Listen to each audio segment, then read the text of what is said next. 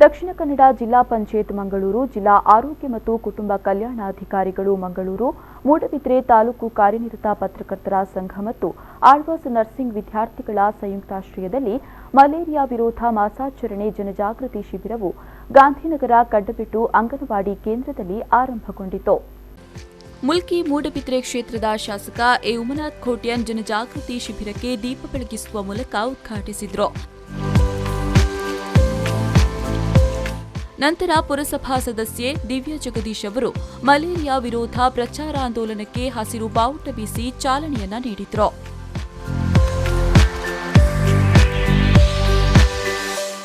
ನಂತರ ಮಾತನಾಡಿದ ಕೋಟ್ಯಾನ್ ಅವರು ಮಳೆಗಾಲ ಆರಂಭದ ಸನ್ನಿವೇಶದಲ್ಲಿ ಮಲೇರಿಯಾ, ಡೆಂಗ್ಯೂ ಮುಂತಾದ ಸಾಂಕ್ರಾಮಿಕ ರೋಗಗಳು ಬರ್ತಾ ಇರುತ್ತೆ.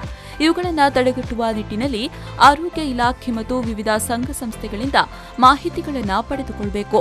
ಕುಡಿದು ಬಿಸಾಡಿದ ಸಿಯಾಳದ ಚಿಪ್ಪುಗಳು, ಟೈರ್ಗಳು, ನೀರು ತುಂಬಿರುವ ಟ್ಯಾಂಕರ್ಗಳಲ್ಲಿ ಸೊಳ್ಳೆಗಳು ಉತ್ಪತ್ತಿಯಾಗದಂತೆ ಎಚ್ಚರಿಕೆಯನ್ನ ವಹಿಸಿಕೊಳ್ಳಬೇಕು ಎಂದರು. ಹಾಗಾಗಿ ಈಗ ಮಳೆ ಪ್ರಾರಂಭ ಆಗಿದೆ. ಮಳೆ ಪ್ರಾರಂಭ ಆಗುವಾಗ ಹಲವಾರು ಸಮಸ್ಯೆಗಳು ನಮ್ಮನ್ನು ಕಾಡ್ತವೆ. ಒಂದು ಅಂತ ಹೇಳಿದ ಕೂಡಲೇ ಈ ಕಸ ಕಡ್ಡಿಗಳು ನಾವು ಏನು ಉಪಯೋಗ ಮಾಡಿದನ್ನು ರಸ್ತೆಗೆ ಅಥವಾ ಅಂಗಳಕ್ಕೆ ಬಿಸಾಡ್ತೇವೆ.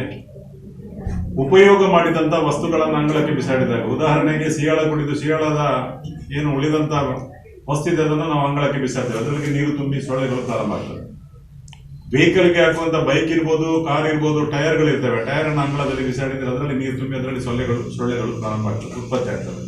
ಹೀಗೆ ಯಾವುದೇ ಉಪಯೋಗ ಇಲ್ಲದಂತ ನೀರಿನ ಟ್ಯಾಂಕ್ ಇರ್ಬೋದು. ಅದರಲ್ಲಿ ಜಿಲ್ಲಾ ಆಶ್ರಿತ ರೋಗವಾಹಕ ನಿಯಂತ್ರಣಾಧಿಕಾರಿ ಡಾ ಅರುಣ್ ಕುಮಾರ್ ಮತ್ತು ಜಿಲ್ಲಾ ಕೀಟತಜ್ಞೆ ಮಂಜುಳಾ ಅವರು ಲಾರ್ವಾ ಸಮೀಕ್ಷೆ ಮಾಡೋದು ಹೇಗೆ ಎಂಬುದರ ಬಗ್ಗೆ ಮಾಹಿತಿಯನ್ನ ನೀಡಿದ್ರು. ಪುರಸಭಾ ಸದಸ್ಯರಾದ ನಾಗರಾಜ್ ಪೂಜಾರಿ, ದಿವ್ಯಾ ಜಗದೀಶ್, ಪುರಸಭೆಯ ಪ್ರಭಾರ ಮುಖ್ಯಾಧಿಕಾರಿ ಸೂರ್ಯಕಾಂತ ಖಾರ್ವಿ, ಪರಿಸರ ಅಭಿಯಂತರೆ ಶಿಲ್ಪಾ, ಜವನೇರ್ ಭೇದ್ರದ ಅಧ್ಯಕ್ಷ ಅಮರ್ಕೋಟೆ, ಪತ್ರಕರ್ತರ ಸಂಘ ಮಾಜಿ ಅಧ್ಯಕ್ಷ ಧನಂಜಯ ಮೂಡಬಿದ್ರೆ, ಆಳ್ವಾಸ್ ನರ್ಸಿಂಗ್ ಕಾಲೇಜಿನ ಸಹಾಯಕ ಪ್ರಾಧ್ಯಾಪಕಿ ಶಾಂತಿ, ಅನಿತಾ ಲೂಯಿಸ್ ಮುಖ್ಯ ಅತಿಥಿಗಳಾಗಿ ಭಾಗವಹಿಸಿದ್ರು. ಪ್ರೇಮಶ್ರೀ ಕಲ್ಲಬಿಟ್ಟು, ವಿ4 ನ್ಯೂಸ್ 24/7 ಮೂಡಬಿದ್ರೆ.